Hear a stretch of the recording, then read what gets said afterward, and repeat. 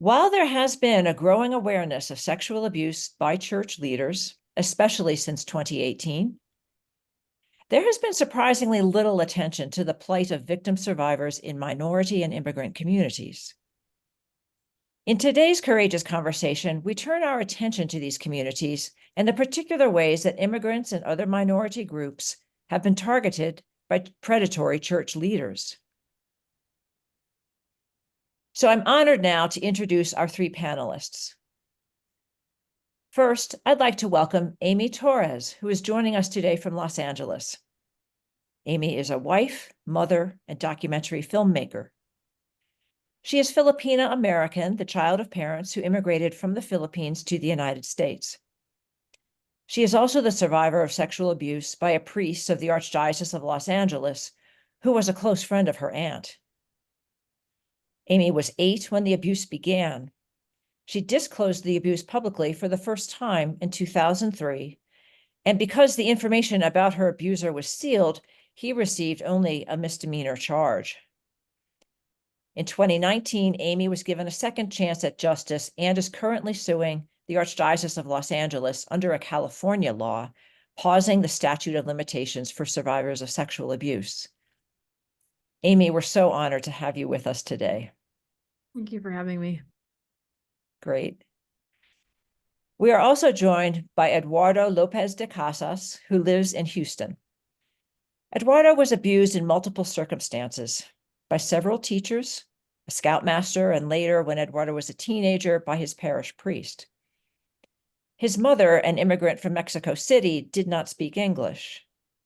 Today, Eduardo is vice president of the board of directors for the Survivors Network of Those Abused by Priests, or SNAP, and he works on a daily basis to support Spanish-speaking survivors of church abuse.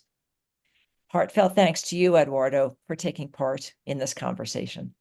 It's a pleasure being here, and bienvenido a todos. Thank you. Finally, I'd like to welcome Susan Bigelow Reynolds, Assistant Professor of Catholic Studies at the Candler School of Theology at Emory University in Atlanta. Susan's first book, People Get Ready, describes her time living and working in a Catholic parish in Roxbury, a predominantly Black and Latinx neighborhood in Boston. She recently wrote an article in the journal Religion and American Culture called "I Will Surely Have You Deported," which describes cases of clergy sexual abuse of undocumented teenage boys from families that had recently immigrated to Los Angeles from Mexico. Susan is a wife and mother of 3 daughters. We're pleased to welcome you, Susan. It's an honor to be here. Thank you. Thank you. So let's begin our conversation. We'll now turn to Catherine Owers, Awake's Community Engagement Specialist, who will moderate our conversation today. Catherine? Thank you, Anselma, and thank you again to each of the panelists, to each of you for sharing your time and wisdom with us today.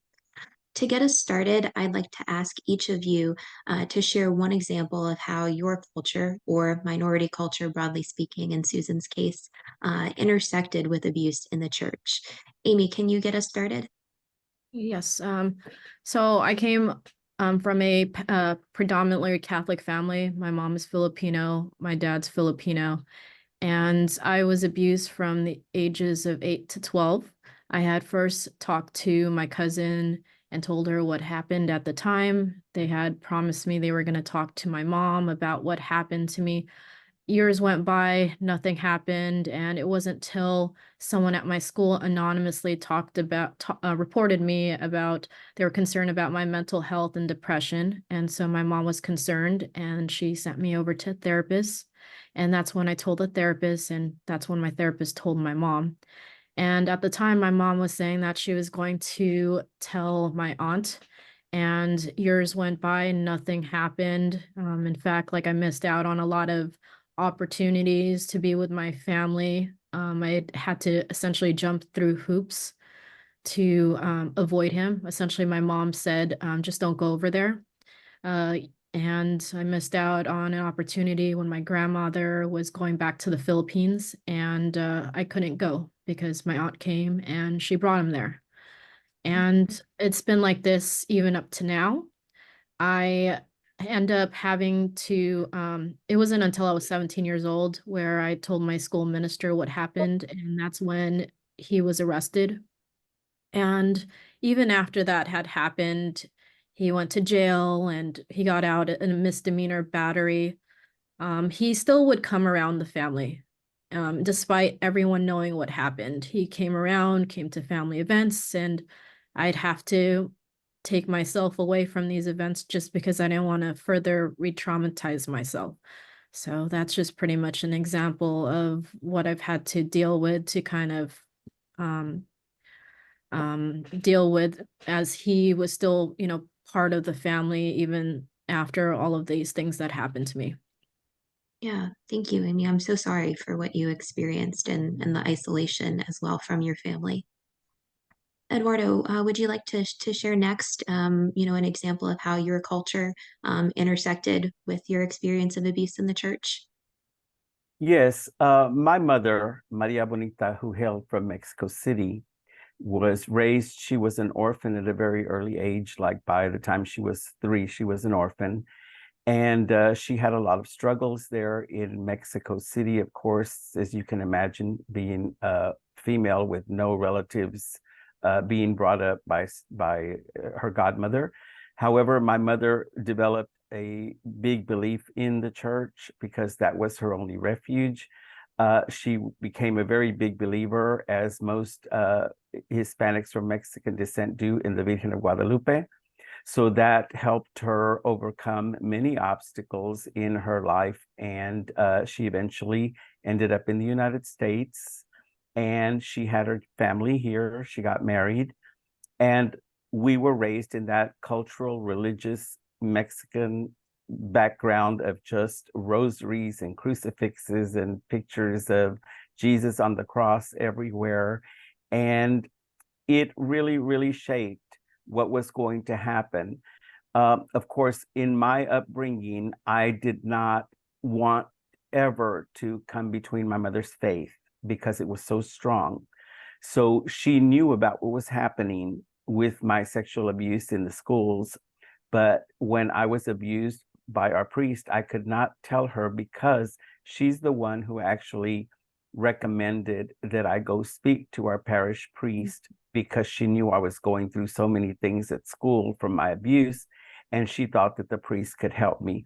Of course, once he abused me, I could not bring myself to then ruin my mother's faith in the church because I had so much respect for it.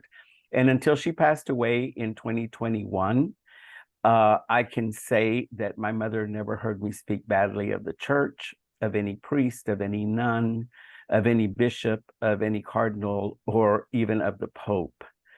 This shows how things intersect.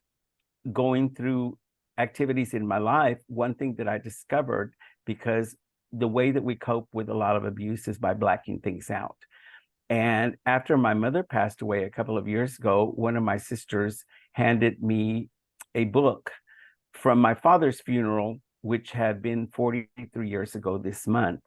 And when I opened the book, I suddenly saw that the priest that abused me was the one that officiated my father's funeral. I had completely blacked that out.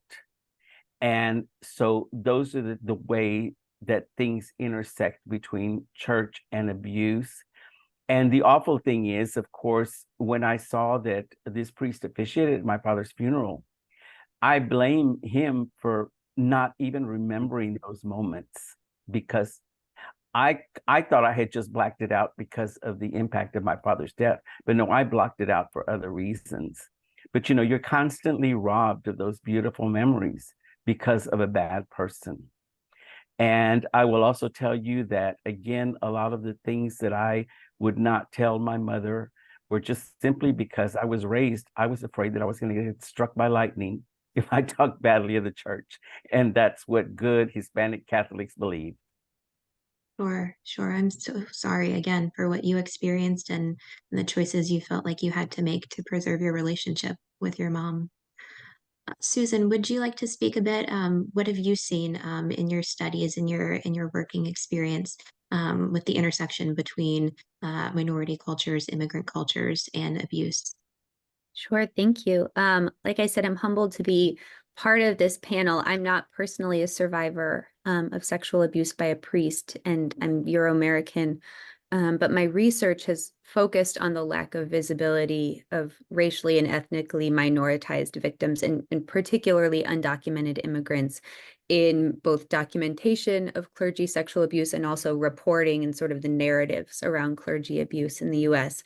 The cases that I've studied are primarily cases of priests who intentionally targeted minors, particularly boys, from undocumented families who had immigrated from Mexico. In the article mentioned in the introduction, I examined the case of Peter Garcia, who was a priest in the Archdiocese of LA during the 60s and 70s and 80s, who used undocumented families' precarious legal status to manipulate victims and their families. He served for a time as the head of Hispanic outreach in the Archdiocese, which gave him a really unique, trusted status, particularly for recently arrived families, and also access to these families' sort of inner lives. He secured Catholic education for them. He secured housing for them, creating relationships of trust and dependence, but also access.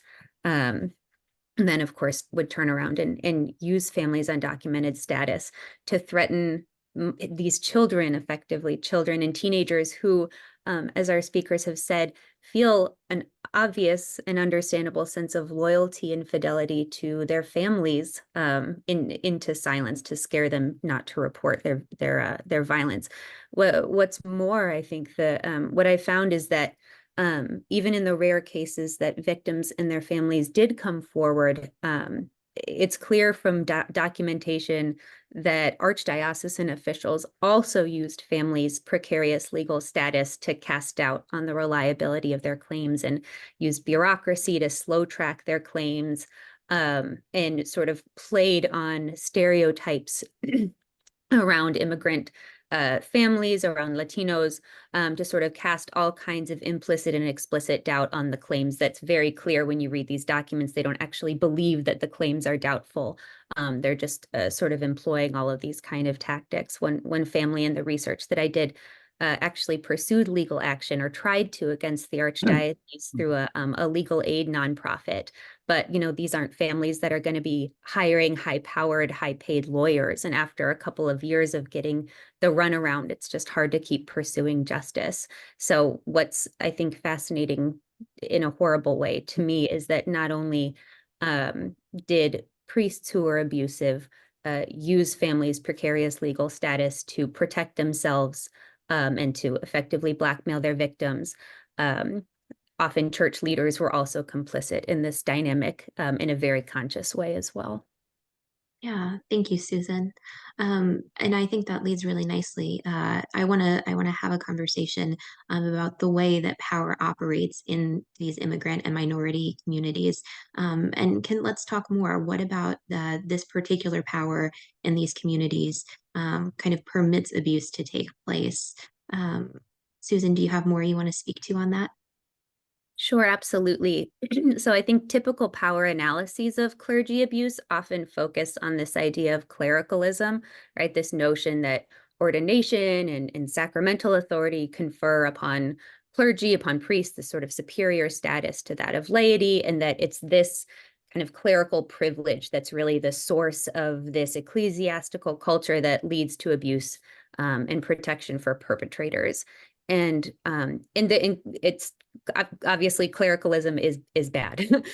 I think we can all agree. But what I've learned is that what we call clericalism doesn't operate in a vacuum. And I think cases like the one that I just spoke of helps us to understand why, right? Clericalism gains traction, it gains force and power by trading on other structures of domination based on race and ethnicity and class and legal status and gender and age. So Garcia, the priest in the story that I began with, he proceeded for 2 decades in ministry with this sort of bottomless well of second chances, not only because he was a priest, but because he was a priest in a nation with a carceral immigration system, right? In a church where the testimony of children was ignored or subordinated.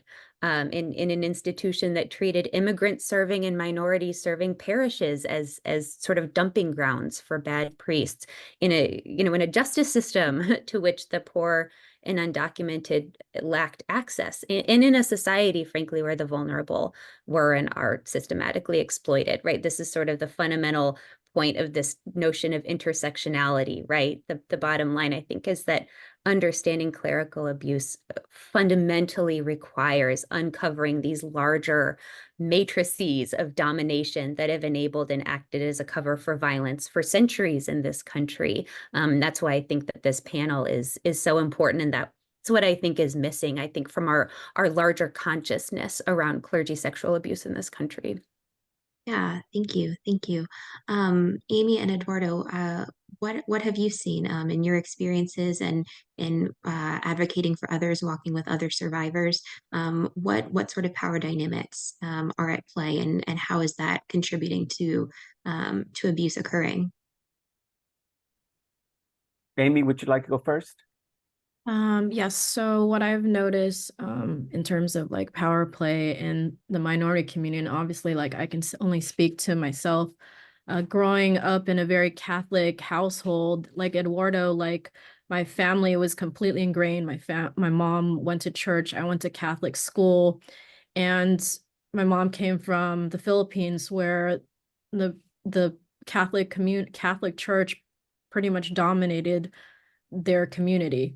And so I even have relatives that were priests. And so therefore, by them being Catholic, and essentially I've noticed they pretty much, like, there's a hierarchy in these minority communities in Catholicism in the Philippines, where the priest is almost kind of like a little king. I hate to say it, but they're like kind of like they rule that area. And the closer you are to the priests, I've noticed, at least with my mom's how my mom's been growing up, it's like the closer you are to the priest, the closer it is, like almost like your gateway ticket to heaven. Like he's going to put in a good word for you. And the power dynamic in the Philippines is like you listen to the priest, you listen to, this is the person that's ordained by God. This is the mindset that I've noticed. And in my personal experience, that's why it was so difficult for me to come forward earlier, because, I didn't want to be that person to say, hey, this is what's going on. This is what's happened to me. Because I didn't personally feel like, my family would believe me, because you grow up going to all these things. You grow up Catholic, you have a Catholic family, and you're kind of going against everything that you know. And there was a lot of, obviously power struggle in this, because I didn't know what to do at the time. I was a kid, and, you're being intimidated by adults. And even as the priest that abused me, he used, his, he used his, like, I guess, power as a priest over me, because I felt at the time that I was doing something wrong. So I think it really, really, really messes with your head. You don't know what you're doing. You don't know what to say. And at that point, you just feel so small over like somebody like this. Yeah, yeah. Eduardo, from your own experience or other survivors that you've walked with, what have you thought about the power dynamics that you see at play? Yes, Catherine. Well, I can tell you that on a local level here in Texas, I have, for example, been helping a Cuban man who came forward several years ago and actually accused a priest from the very last parish that I worked in. And this is a grown person, which is very rare to have a grown man come forward. It's recent abuse. Unfortunately, he didn't speak English. Of course, he was Cuban.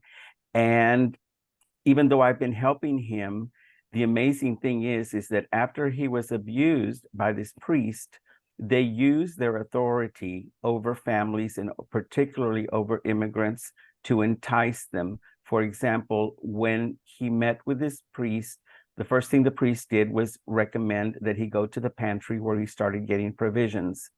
From that point, once the priest felt comfortable with him, he then invited him.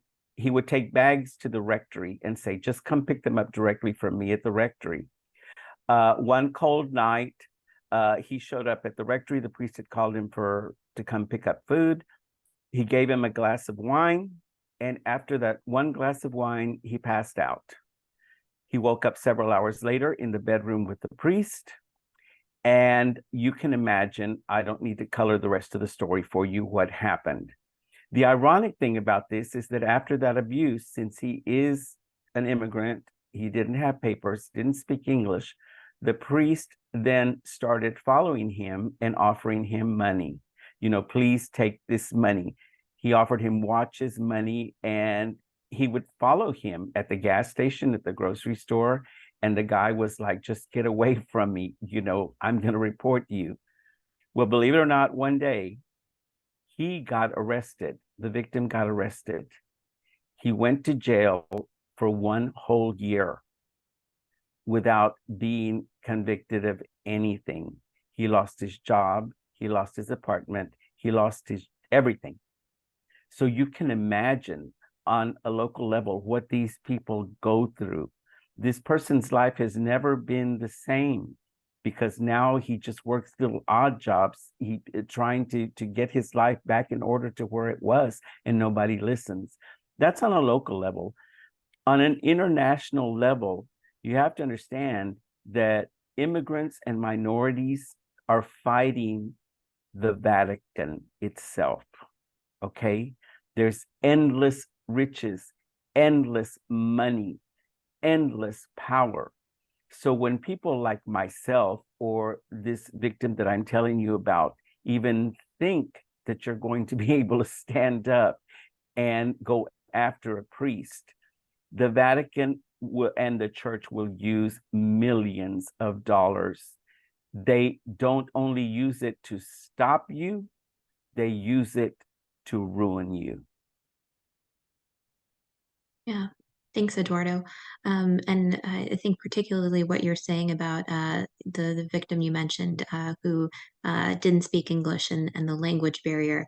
And I want to talk more about, again, the lack of spoken English or literacy, and how that, again, makes immigrants kind of even more vulnerable to abusive priests. Susan, can you speak a little bit about what you've seen in the research you've done? Sure, absolutely. And Eduardo, as you were speaking, and Aimee, you too, I was reminded of a particular detail in one of the cases that I researched that I recount in the article that I wrote. Just thinking also in terms of these intersections of power, in which the priest actually took his teenage victim in his car to the local prison, not inside but just outside, and they were there, and that is where he threatened him for the first time, to say, if you speak, I will surely have your family deported, which is where the title of the article comes from. But just the all-encompassing, not only religious and spiritual power that priests can possess, but also, right, the social power, the legal power. In the Archdiocese of Boston, which I can talk maybe more about in a different part of our conversation today. There's numerous examples of inner city spaces being used as sort of dumping grounds for abusive priests. And there too, what you find is that priests have been sent from other dioceses, sort of shuffled off the map. But not only by their religious superiors, right? Not only by the chancellor or the bishop, right? Often that sort of movement is done by the bishop in conversation with, like, the local DA, for example.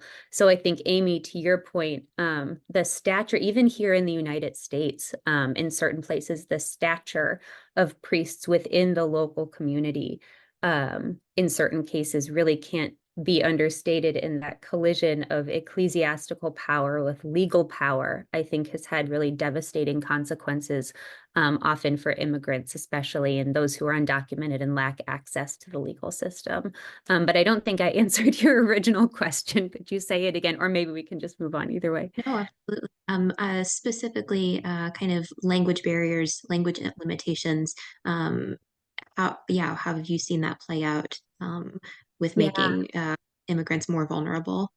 And in a number of ways, I think in certain cases, often where you have a priest, Aimee, again, I'm thinking of stories like yours, where there's a particular priest that holds a very sort of intimate stature within a family. Sometimes when you're dealing with recently arrived immigrants, that priest also functions as sort of both a linguistic and a cultural translator to the rest of to kind of the rest of the society. He's sort of your gateway into things like education and access to food and resources and different forms of welfare and things like that. And so when a priest like that is functioning as kind of that translator culturally, linguistically, that's a position of profound power over the life of that family, which of course can lead to situations of blackmail. I think in maybe a more contemporary like reporting sense as well. Often it becomes very clear, and I know more probably at the end we'll talk more about resources and recommendations and things like that. But often today, what dioceses think of as like our foolproof reporting hotline, like we've solved the problem, like we have this mechanism for anonymous reporting, right? Often those are services that are only available in English, possibly sometimes maybe available in Spanish, but it's often very unclear to those who are not English speakers, what calling an abuse hotline entails, first of all, for them legally, because it's not presented to them in a language that they can understand, often that there's nobody on the other end that can speak to them in their own language. So even today, what we think of as like solutions to some of the crisis are really only available to those who have facility in English. Yeah, thank you. And I just want to pause and remind all our audience members that we are taking questions from you, and you can just submit them through the chat to Erin, who has questions in front of her name, and we'll get to those in about 25 minutes, we hope. So to move on a little bit, I'd like to turn to Aimee and Eduardo and hear what are your thoughts on some of the factors common in immigrant communities that might leave people vulnerable to abuse? Aimee, would you like to start? Yes. So I guess in my case, the priest that abused me, he was Filipino. So he was from the Philippines, same area as my family. He was transferred here because he had a prior relationship with a young child, and he was transferred over here to the Archdiocese of Los Angeles. And the fact that he was part of a immigrant and Filipino family, I think that my family felt comfortable with him. And that left me vulnerable to abuse, and no one thought something was going to happen. Even my mom found out from him this story of him having a relationship with a child. She didn't even think that this would happen to me. And I asked her recently, I'm like, why did you still let this person why did you still let me be around my aunt knowing that this person, abused the child? And my mom essentially just told me, like, I don't entertain bad thoughts. And it was horrifying to think that way, because as a new mother, if someone told me that, I would never let my child be around this person, let alone let him walk free. I would report it. And since my mom was working full time, she had lack of resources for childcare. My dad had died when I was 12. And before all of that, like, my aunts would watch me and my sister. She oftentimes, I would stay at my aunt's house because my dad was physically abusive as well. But I took it as an opportunity to escape. I felt at the time a lot safer to be at her house. So I spent a lot of time at her house. And the priest that abused me, he would come over every Sunday after doing mass at his parish and stay over at her house. And that's where the abuse happened. And the fact that my mom, after my dad died, I was often left in this position where my aunt would watch us, and leading to the point, there was a lot of financial pressures on my mom. She was working full time and she wasn't really present as a child, so she relied heavily on her relatives for childcare. And despite knowing what happened to me, and essentially to other people, and because in her mind, this can't possibly happen. It happened to somebody else, but it's not going to happen to my child. And so I think with her, the fact that he was from a similar,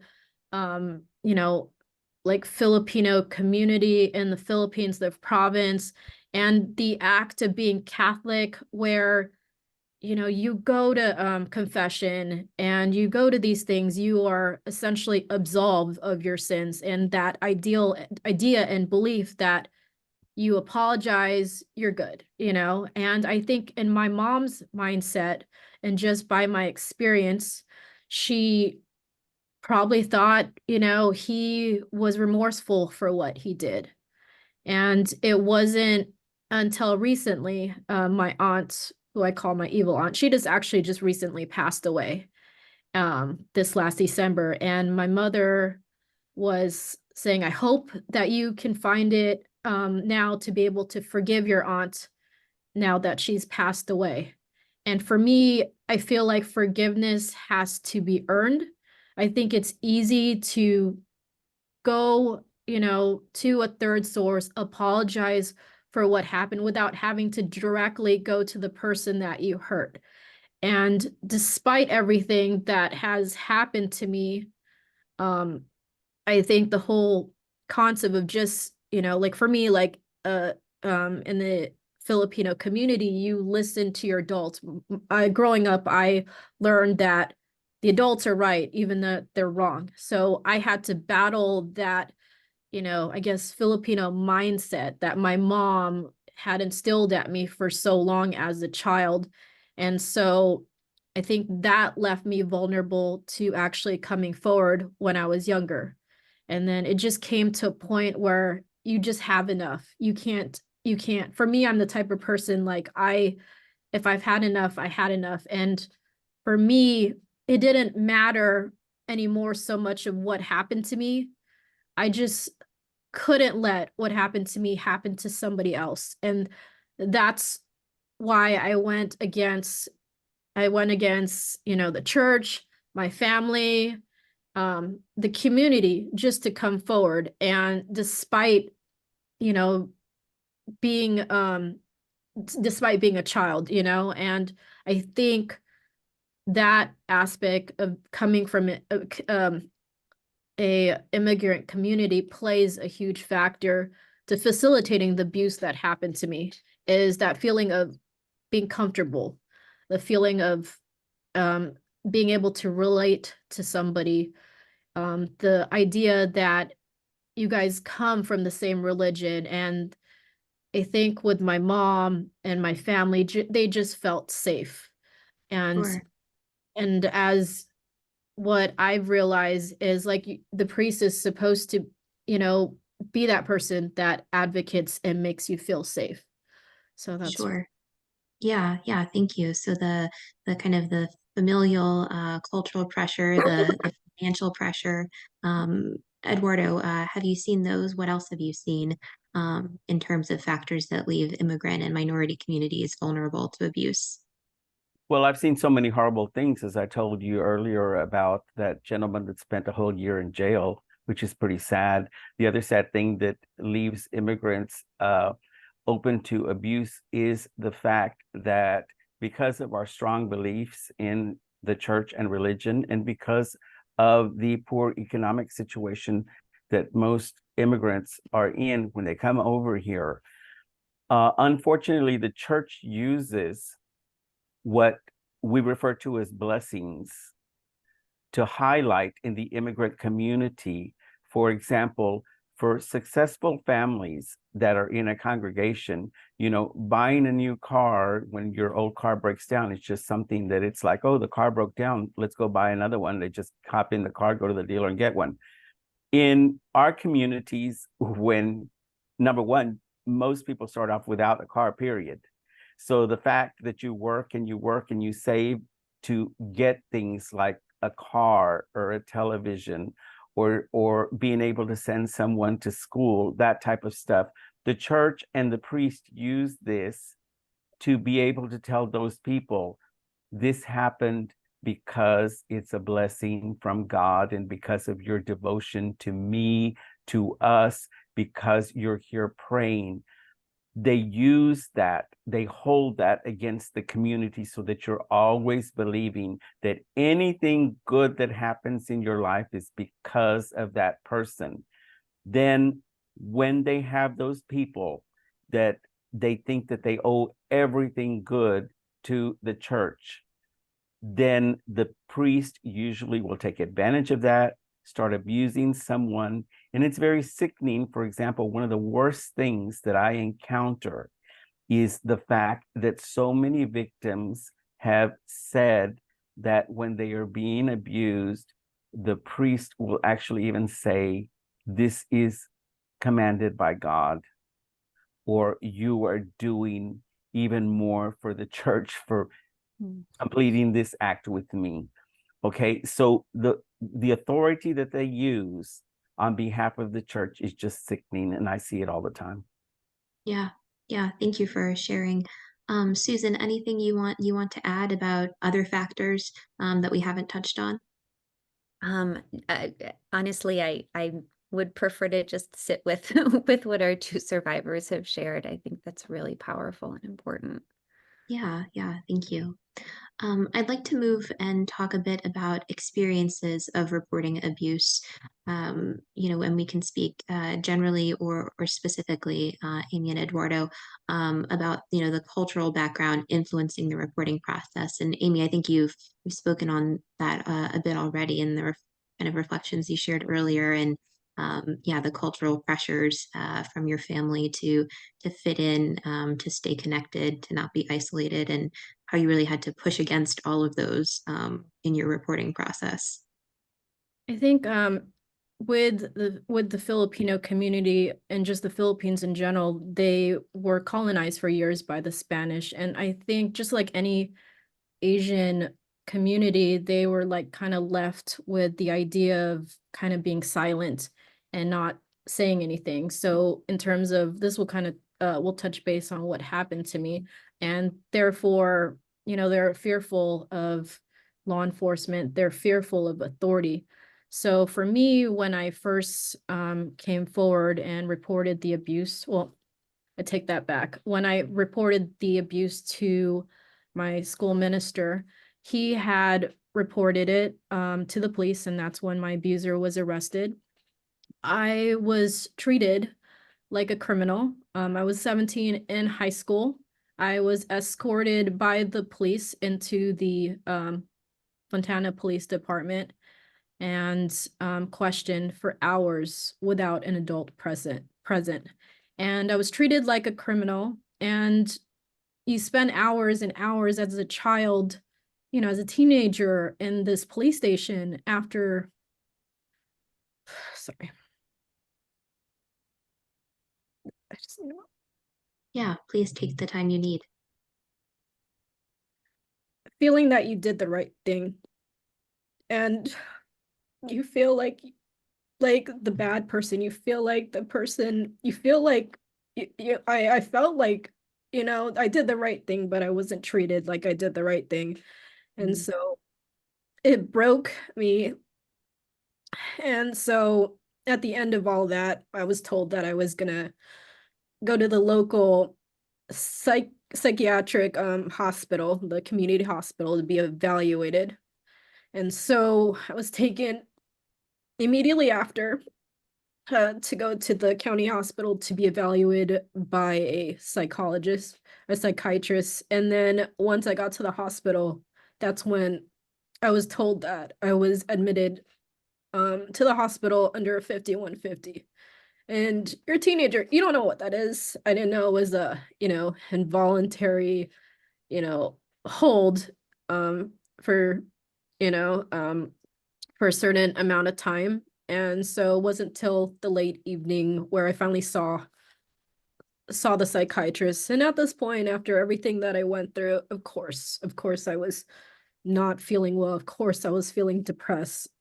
And when I saw the therapist, it was very quick, it was very brief, and I was sent back to the little holding room that they left me in. And the morning after, I was taken via ambulance to a facility for other people that had various psychological issues, and I was held there. When I got out, I woke up to my aunt screaming over me in bed, telling me, like, how could you say this about him, essentially calling me a liar and disowning me at the spot. And despite, everything that went on and, reporting the abuse, it just felt like my world changed. And I kind of, at that point, felt like I regretted my decision. And even after all of this happened, and I know I touched base on it before, he still continued to come around. He still was invited to functions, and no one said anything. No one said to leave. None of my family said, you're not invited, you're not welcome. I was always told that he was going to be there, and I had to make the decision not to show up, to miss on these opportunities, to be, a part of the family, because they didn't want to upset my aunt. And because she's the eldest, they don't want to upset her. Whereas everything that happened to me, it almost felt like it didn't matter because I was the young one. And I should forgive because, that's, we're Catholic. That's what you do. And, it was very conflicting at the time. And, you go through all these motions as you get older, and you kind of you doubt yourself. And, looking back now, despite everything that happened, I don't regret my decision of reporting him. I don't regret the decision of him going to jail. And even as difficult as it is, I would do it in a heartbeat again, just because I know that what I did, at least for that moment, prevented it to happen to someone else. And at the time, as a kid, you're so self-conscious about what people think about you. You care about what people think about you. You don't want to upset your parents, and you just take it. Even though, like, everything that happened, you reported him, you just kind of force yourself to move on just because you don't want to keep bringing up, you don't want to be the black sheep in the room. You don't want to keep digging and bringing out skeletons in the closet. And so I think in general, as survivors, we're treated as, we're not, at the time, I wasn't treated well. I was treated like I was the criminal, I was the abuser, when in fact I was the victim. I was the one that's harmed. And I feel like now we've gotten a little bit better of not victim blaming, but that was my experience. And in terms of my cultural background, I think that's what played along with what, that's what was very difficult to me, and not being able to really convey to my family and for them to understand, the severity of what was going on, because this wasn't talked about. This, in quote, didn't happen, so that's pretty much all I have to say for that. And I apologize for the tears. I don't normally. Absolutely. Don't apologize. And I just want to say that I'm so sorry that the abuse you experienced and for the reporting process being as traumatic. That's horrible, and you shouldn't have had to endure that. Eduardo, would you like to speak a bit about your experience of reporting abuse, and yeah, how your cultural background influenced the reporting process? I think you mentioned that your mom didn't speak English, and that impacted again your decision to speak up, and maybe what you did or didn't say in front of your mom. Yes, very early on when I reported the abuse that I was suffering at school, of course, this led to a lot of meetings with principals, counselors, teachers, and so-called concerned individuals to find out exactly what it was that was happening in my school. And from the very beginning, even though I was very young, I did learn immediately at these meetings that whenever I would say something, they would translate my statements to my mom, but they were very whitewashed, and they wouldn't tell her exactly what I was saying that was being done to me. And they would do it in a way that made me look bad and made the predators look sane and help. They were just trying to mentor him. They were just trying to be a father figure to him, type of thing. So I told my mom and dad what was going on, and then my mom reached out to a couple that was a very good friend of our family that were with the local LULAC chapter. And once they were told about this, then they were called anytime I had a meeting or anytime the principals would call me. They were called in, and then they began translating for my parents or my mother.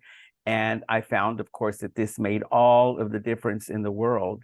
And it's amazing that what Aimee was sharing earlier, because believe it or not, I mean, it is so common. What I went through was back in the early 70s, of course, way before the Me Too movement or anything like that.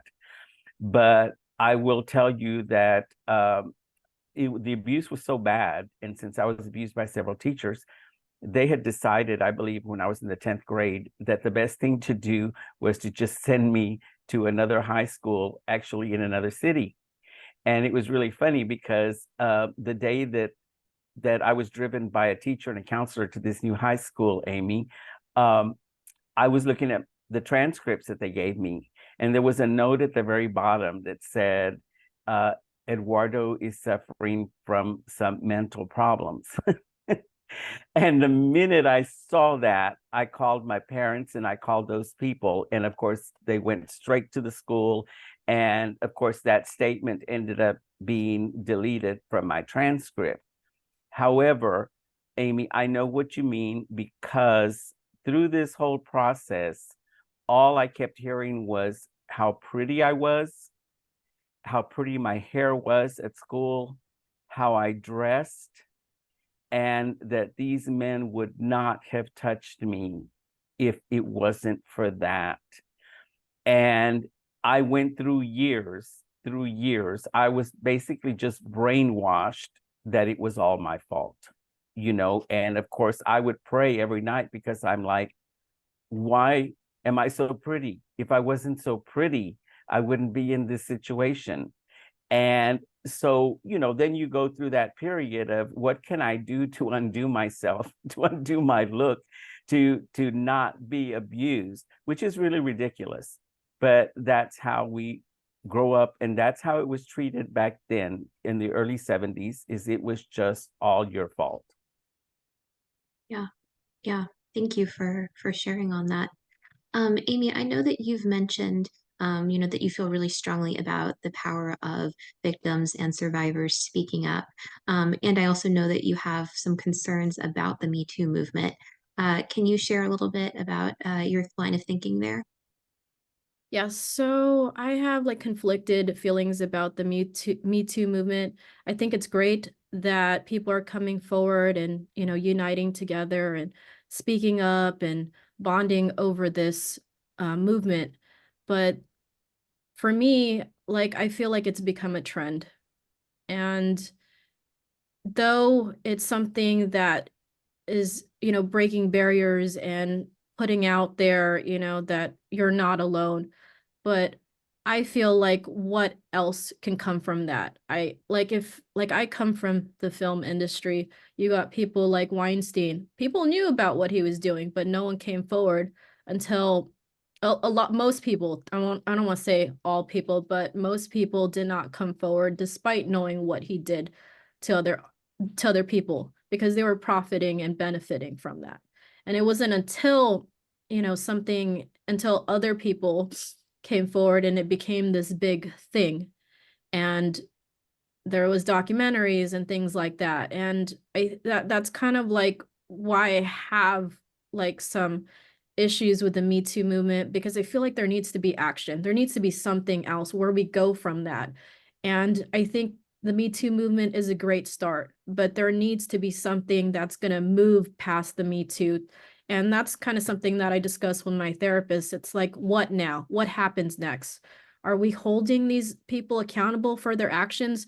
It's one thing to say, yes, this happened to me, but what am I doing about it? Are we, holding the people that did this accountable? Are we preventing this person from doing what they did to others?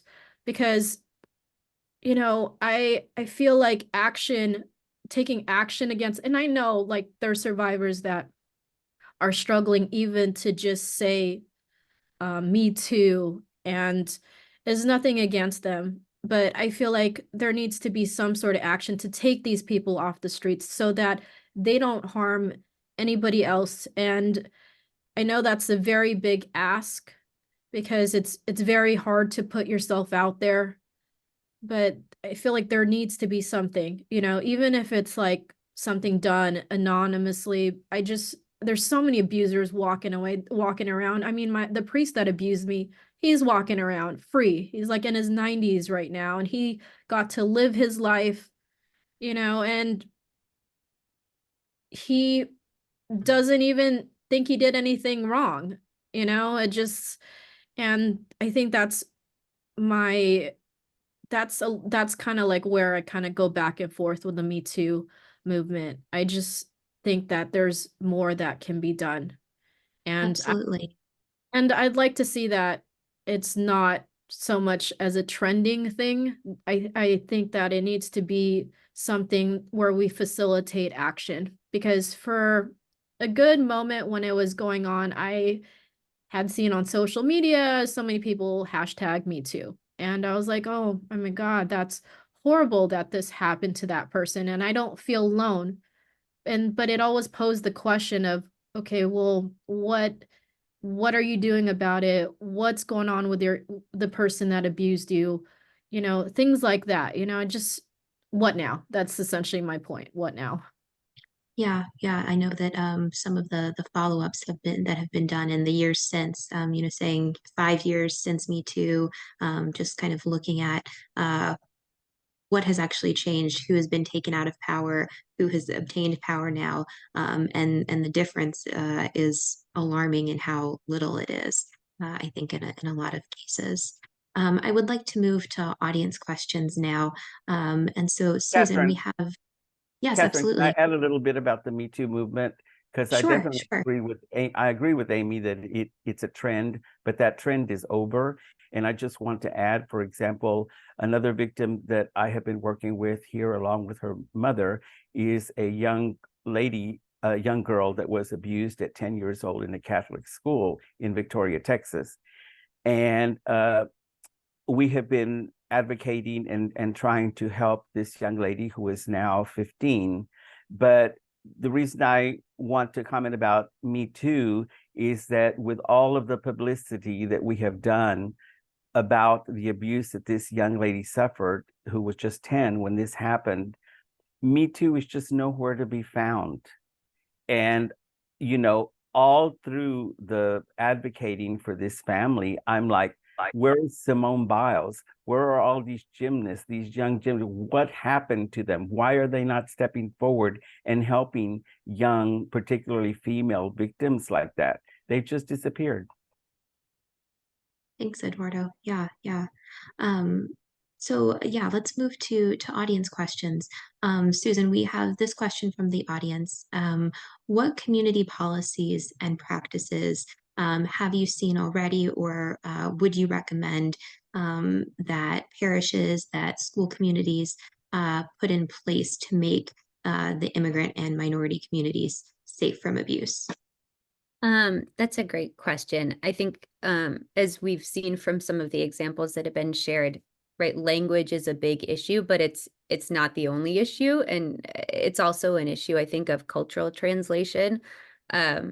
What I've seen that is helpful or potentially helpful is really the cultivation of leaders in parish communities and dioceses from within particular communities, folks that are trusted, folks that are sort of bridge people in some way. In Spanish, there's a term, gente puente, like a kind of a person that is able to operate both within ecclesiastical spaces and also on the ground, who's respected, who's knowledgeable, and who can help to educate communities, families, parents, everyone, children, about the reality of abuse. For so long in the global church, clergy abuse was seen as this like Western problem. And in the US, not only by the media, but also within communities themselves, clergy abuse was often seen as like a kind of a white community problem, in part because there were such strong taboos around mentioning clergy or sexual violence in general. But we know that abuse occurs everywhere, and changing these narratives is really important for communities themselves, for truth telling and safety in communities themselves. I remember I was at a parish in Boston, and I think it was sort of in the wake of the Pennsylvania grand jury report, where there was this reinvigoration of dialogue around clergy sexual abuse. And this was a parish with a robust English-speaking community and a robust Spanish-speaking community. And there were sort of roundtables after both masses. And in the English-speaking community, it was like kind of, clericalism and power and all these things. It was like a priest issue and a power issue. But the thing that I kept hearing, and I was just an observer in these spaces, I wasn't leading this conversation or anything. The thing that I kept hearing over and over again in the roundtable after the Spanish Mass was like, where were their parents? Where were their parents? Speaking of, victims. So it's a completely different sort of starting point in talking about abuse, right? It's not just an issue of like translating resources into the languages that are relevant to the people in your community. It's about having folks within those communities who know the cultural norms, who know the family norms, who know the traditions and the sort of religious imaginations, and who are able to speak the language, broadly speaking, of their people and educate one another about the reality of abuse. The other important thing that we can do, and this is not something that we can snap our fingers and do, but I think what my own research has shown, again, with this sort of intersectional reality, is that we need to reform our immigration system. We need to reform our mental health system. We need to reform our criminal justice system, because those structures exist in a way that dominates often minoritized communities, immigrant communities, in a way that immigrant communities don't have access to, or that re-victimize them. It further exacerbates the effect of clergy abuse and silencing on victims and their families. We also need, as Aimee's story I think makes really clear, we need to strengthen the social safety nets for youth in immigrant communities, both within parishes and beyond, right? It can be very risky, particularly if you're coming from a family in particular cultures. It can be very risky for young people to report abuse to their family. Right? Often I think it's this constant victim blaming thing of like, why didn't you tell anyone? Why didn't you tell anyone? And of course we all know why victims don't come forward, especially if they're young people.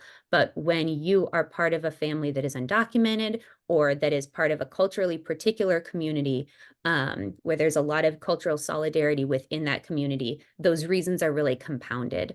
And there need to be a greater variety of safe adults within those communities that are aware of the reality of abuse and clergy abuse and violence, that function as sort of safe people for youth. I think it's very, very hard because right, the challenge is in like holding two things together, right? Like the church is good and beautiful and trusted and a source of spiritual solace and support, and like abuse in the church is real.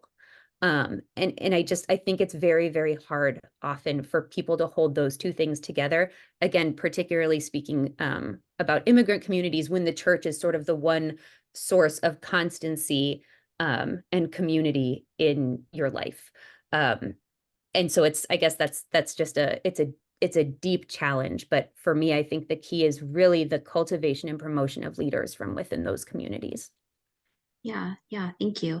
Eduardo, I think you had said you had some thoughts in this area about policies and practices that we can put in place to help make immigrant and minority communities safe from abuse. Yes, this is something that I've really been working on since I became a SNAP leader in Houston, even before I joined the board. And these are things that, being in front of a Catholic group, I encourage that all of you also take these suggestions back to your parishes. The first one is the church has moved now into having overnight retreats for children. And I'm going to tell you that this is a horrible thing. All of this does is create an environment for sexual abuse. I do not understand why parents would release their children to these retreats with total strangers. I know it's the church, but I'm sorry, this is what happens. The other thing is, not only do they do this, but they use this now. For example, I have a great niece who was making her confirmation and she would not go to the overnight retreat, so she was denied her confirmation. Now that is just awful. It is just terrible. The church needs to stop these overnight retreats. The other thing is this isolation during confession also needs to stop if your parish is still observing that, because again, there is no reason that a young child should be alone with a priest, a nun, or anyone from the church. That all needs to change. The other thing is that I have been advocating here that each church, the diocese should require each church to post how many abusive priests have served in their parish. For example, my last parish that I worked in, I didn't know until I got heavily involved with SNAP that there had been 4 abusive priests there, including the person that I was working with. I didn't know this. If people become aware of how many abusive priests are at their parish, I think, number one, it'll make them better choose what congregation they want to take their family to. And the last thing is that Catholics all over should urge their local conversations, their local priests and their diocese to have sexual abuse victims come and address the congregations, because that is the biggest problem, is that these Catholics that go to church from day to day, particularly the ones that don't speak English, they have no idea what is entailed with sexual abuse, with grooming, how priests groom. That needs to change. We need a voice in the church. Thanks, Eduardo. Thank you for raising these suggestions and offering some ideas for us to chew on. We have had multiple questions from our audience, including an audience member who teaches ESL, English as a second language, and they're asking us how all of us here today can better support immigrant and minority survivors, especially those who might feel apprehensive about coming forward. What would you recommend? Maybe Aimee, would you like to go first on this?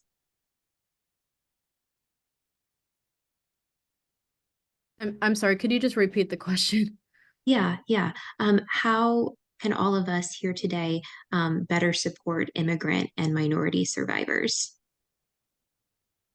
Well, I think there needs to be more of an open conversation and normalize this, because I know in my experience, this was never heard of. This is something that I think happens all the time, but this in my family community, this has just not been something that's been talked about publicly. And I think that what needs to happen for the immigrant community is to, to know that they're going to be okay if they come forward, that they're not going to be reprimanded for coming forward. They're not going to be punished for coming forward, because I do think that that is something that comes to play, that they're, concerned that something is going to happen to them. And we need to have a dialogue, that these priests are just human. They're not, they're not, God's Jesus right hand person. They're not, God on earth. They are people. They make errors. They also too sin. And I think there just needs to be more of a conversation and education aspect, so that minority communities, not just even the minority communities, but communities worldwide, because this is going on every day. Kids are being abused by priests, but it's become like this ongoing joke. Like, it's become this thing that's been in the media. Like, you look at it, cartoon shows like Family Guy and all of these things, they poke fun at the idea, and we lose the seriousness of what's going on. And there needs to be a conversation that this happens to everybody. It doesn't just happen to boys. It happens, it happens to girls as well. And I think just putting it out there, educating, and making you feel like you're not going to be victim blamed, making you feel that you're not going to be reprimanded because you're doing this. And I know that it's going against a lot of people's culture. I mean, with mine, it was my family, they don't speak up. Even though something's going on, they don't speak up because they're concerned of reputation, getting in trouble, or, eternal damnation. So there needs to be some sort of conversation that happens to make people comfortable with the idea of that they're not going to, there needs to be an open conversation about this that will help, other survivors, especially in the minority community, to be able to feel that it's okay. It's okay to talk about it. It's okay to come forward and Thank you. not worry that you're going to Yeah. be harmed in any way. Yeah. Eduardo, what are your thoughts on helping us, each of us who's here today? What can we do to better support immigrant and minority survivors? Yes, Catherine, again, things are not going to change unless people get educated, as is the case with everything that goes on in our country here in the United States. And unfortunately, until the Catholic Church comes up with some type of program that is implemented at every diocese, at every parish, some type of program that can be added to their Bible studies or to their catechism, where they actually discuss the dangers and the results of sexual abuse in the church from a priest, from a nun, from someone in authority, period. People are not going to pay attention to this issue, because the way it is right now, people do not get involved with this issue unless it happens to themselves or to a direct family member, and that is just wrong. As I said earlier, the church needs to invite more victims of abuse to address the congregations and tell them what has happened. And this, of course, has to be implemented worldwide from the Vatican, not congregation to congregation, because that is the only way that we are going to do things. The other thing is that we need to learn as Catholics is that a lot of the spiritual community healing that we do as Catholics, for example, when it comes to clothing the poor, feeding the poor, all of those things, those are done not directly. They're done by people, for example, bringing boxes of clothing to the church or bringing boxes of food to the church, and then the church then distributes this out to the affected people. You as yourself, as a Catholic, really do not have to get your hands dirty, so to say, and actually physically go to a poor person that is hungry and give them something, because the church took that burden from you. The same thing happens with victims of abuse. if you know someone that is abused, do not pass this on so that other people, including the church and especially the church, will deal with those victims, because they're not. It is up to you to see what you can do to go up to this person, even if it's just giving them a hug and saying, I'm trying to understand. That is what needs to be done in the immigrant community and in the community of victims all around, period. Thanks, Eduardo. I'm really struck by the image of in the scripture and the Good Samaritan and everyone passing by the man lying on the road. And I've never thought before about how survivors or victims might feel you know uh, like they find themselves in that and see the rest of us passing by. I want to think about that more, but thank you. And thank you for all these suggestions. I'll mention that, we know that the U.S. Church mandates safe environment training for all clergy and staff and volunteers, but I definitely hear your recommendations to strengthen and expand this training around the world. So I just would like to, before we move to our closing, I want to mention, we have many other survivors who are here today watching live or who plan to watch the recording. And so I just want to go to Aimee and Eduardo one last time and ask, if you could share a brief message to these other survivors, especially from minority or immigrant groups, what would you want to say to them? And Eduardo, if you could go first, just with a brief message. Yes, always be extremely careful and wary of the opening arms of the church and its authorities. We need to understand, and this is all of us here, that priests, nuns, cardinals, even the Pope, they are all just human beings, and human beings have faults, which we all do. That has to be an understanding. When we understand that these people are not actually the direct arm of God, okay? And that when you walk into the church, you got to get rid of this feeling that you are just walking into the house of God, because as my mother raised us, my mother always told us that God is everywhere. That's why we prayed so much at home. That's why we prayed in the car.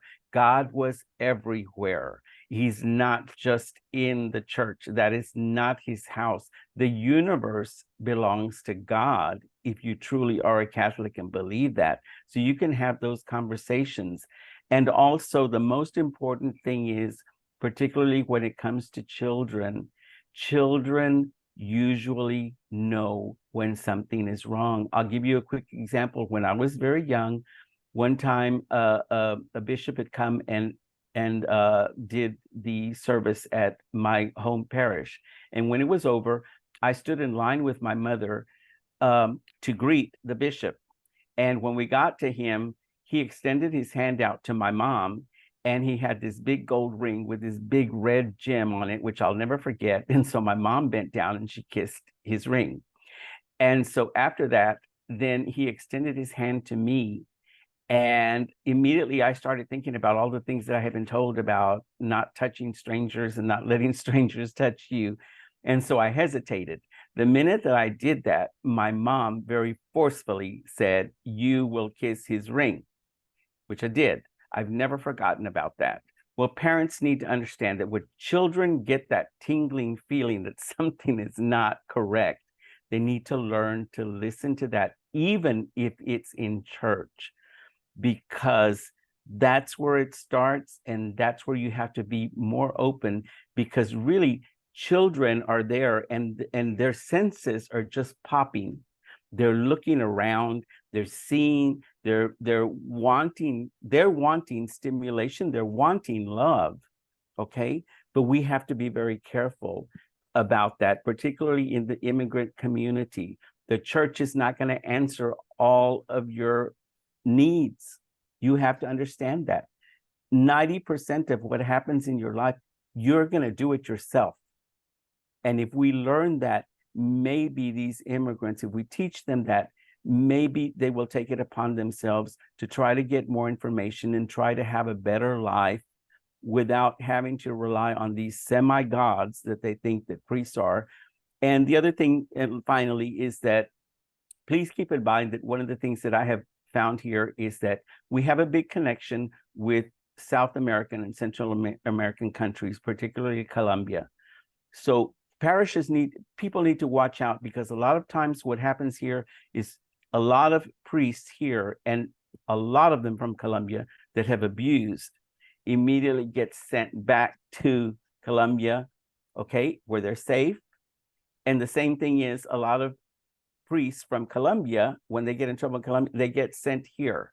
So that type of stuff, we as parishioners need to watch out for and tell our priests, this needs to stop. Yeah. Stop Yeah. protecting. Yes. Absolutely. Aimee, if you could say just a few brief words directly to your fellow survivors, what would you want to say to them? I think that there needs to be a conversation, especially with the, the philosophy with Catholicism, where they're so heavily focused on the act of forgiveness.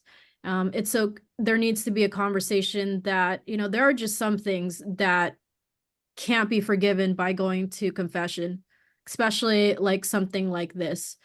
I think that needs to change. That mentality needs to change. I think the mentality of just asking forgiveness, despite, the person that you harm is not even physically there, that God's just going to absolve, of your sins. And that I can relate so much because in my personal life, and I think culturally, that is what, it's one of those things that I think that led on to, facilitating and the continuation of the abuse, because, in my mom's mind, he must be, sorry about what he did, he's Catholic, I'm just gonna give him a pass.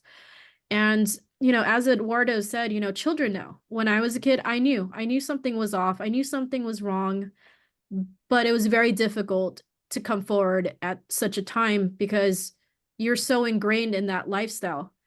And there needs to be an education to parents, especially like, not just, parents, like to all parents, not just in the immigrant community, that they, kids, kids are so innocent. They have no reason, to lie about something like this. And I see it in my own son. He's so innocent and so sweet. And, just to think that all of that could switch, and parents need to pay attention to their kids.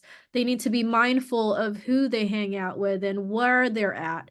I mean, you see this not just in, the Catholic community, you see this like with celebrities and stuff. You have Michael Jackson and kids being sent over to people that they don't know because parents feel that they could trust them, and I think there needs to be a due diligence and background check of, and like Eduardo said, like, just because it's the church doesn't mean, it's okay to send your kid to camp, or this overnight retreat just because it's the church. They are not God. They are people on earth. They make errors just like everyone else. And they need to have the same due diligence as we would give any other person. And then lastly, so one of the things my mom always said to me, this is, I think, happens a lot in the Catholic community. My mom always said, like, God would not give this to you if you couldn't handle. And there needs to be a conversation out there that this is not something that God gives you. God did not give you, did not make this abuser abuse you because he was testing you. There's this there needs to be an education on that, like, because people, at least in my culture, it's like suffering leads you closer to God.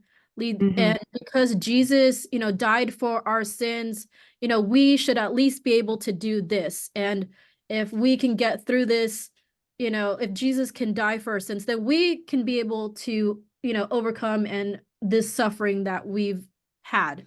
And so I think there really needs to be a conversation about that and separate the idea from church and people that's wrong, that there's, no God wants, their children to suffer because it's a test, and Yeah. I think education in that regard and looking at different church philosophies and, making them current with, today's society. And I think that will be something that would be invaluable to, not just the minority community, but to the world, to people Yeah, worldwide. absolutely.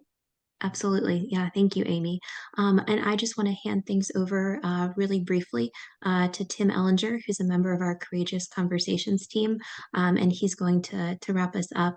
And I just want to give you each a really heartfelt thanks for your insights. This is so illuminating, and I'm going to be thinking about it for a very long time.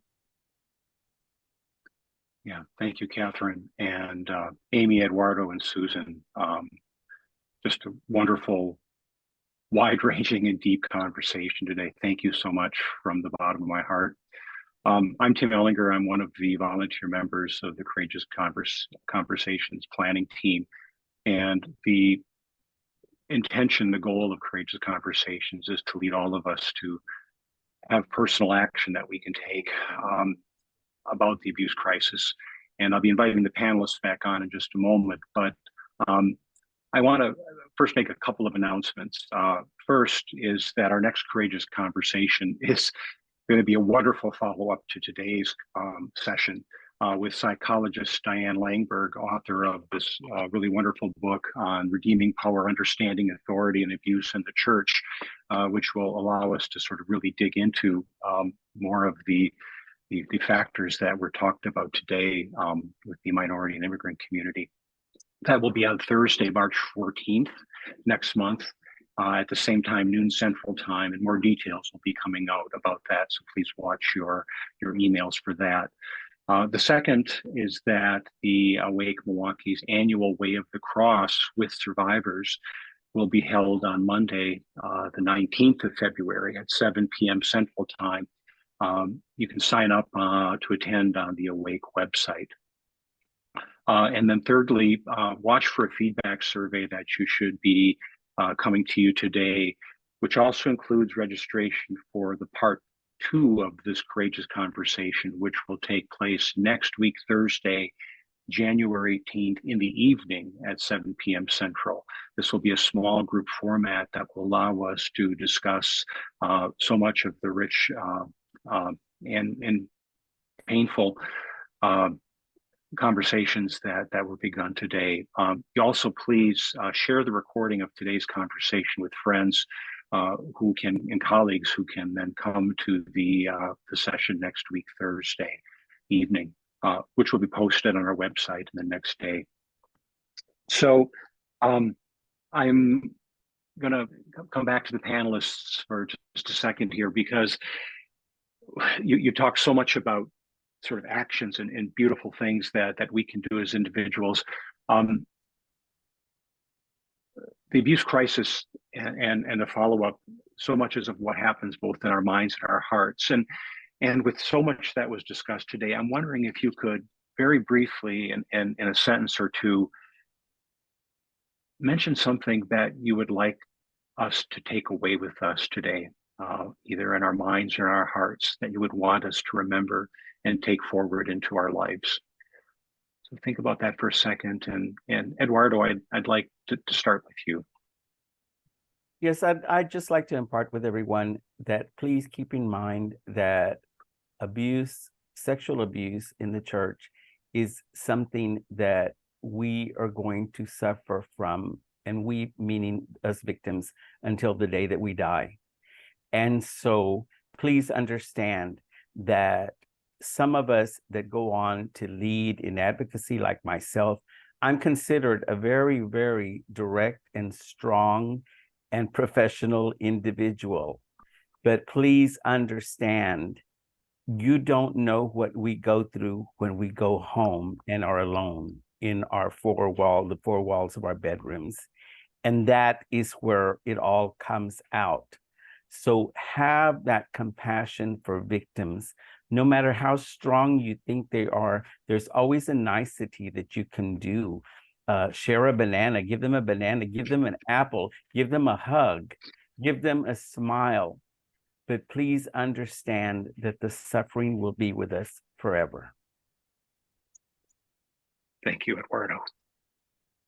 I guess for me, it's just to create a safe place for survivors, because often I find that other survivors will talk about the abuse and people will get uncomfortable about what they're saying, or they take a listen and they feel bad for you. And it's not so much sometimes that you want someone to feel bad for you, you just want someone to listen to. You want them to hear your story, and hopefully that inspires them, that maybe if something like this happened to them or someone that they know, that they can do something about it. I do believe that we should continue to have I do believe that there needs to be some sort of action taken place. There needs to be something that we can do to hold these abusers accountable.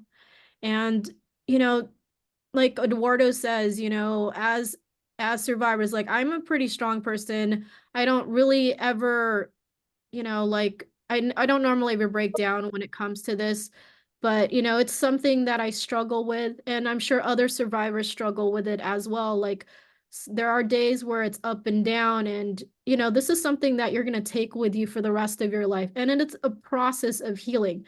Not everybody is going to heal overnight, and that's okay.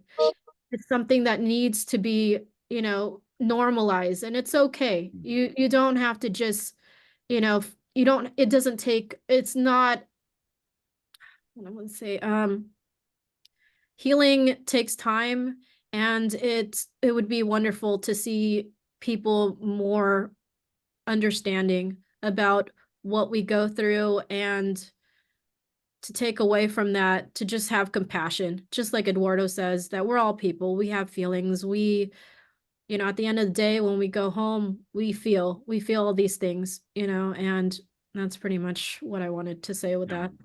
Thank you, Aimee. And Susan, one thought or feeling you'd like us to remember and carry forward from today?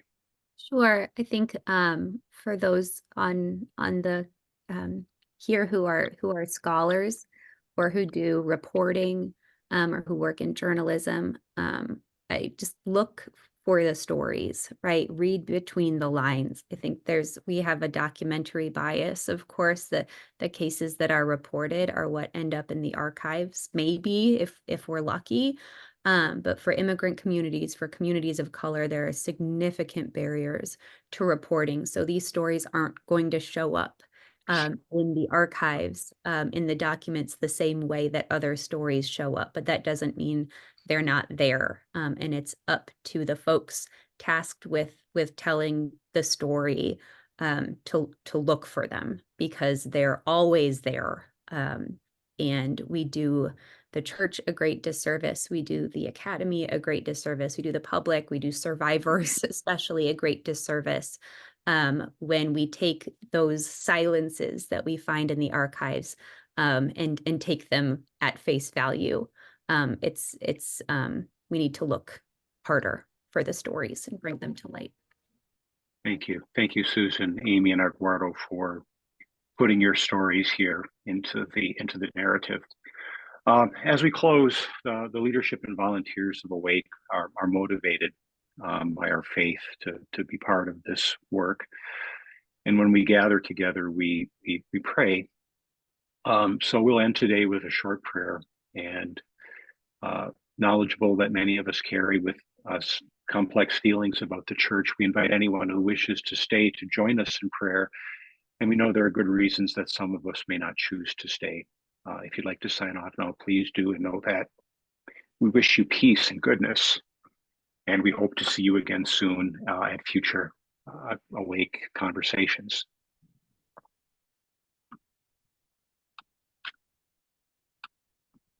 Now, as we begin our closing prayer, let us remind ourselves that, as always, we are in presence of God who is love, God who is peace, God who is kindness, God who is hope. And feeling that presence now, we gather ourselves collect our thoughts, collect our hearts, knowing that listening, being present with each other, is indeed an act of God's love. Thank you, loving God, for bringing us together this afternoon and giving us this sacred gift of listening to the witness, the stories, the wisdom that we've heard today.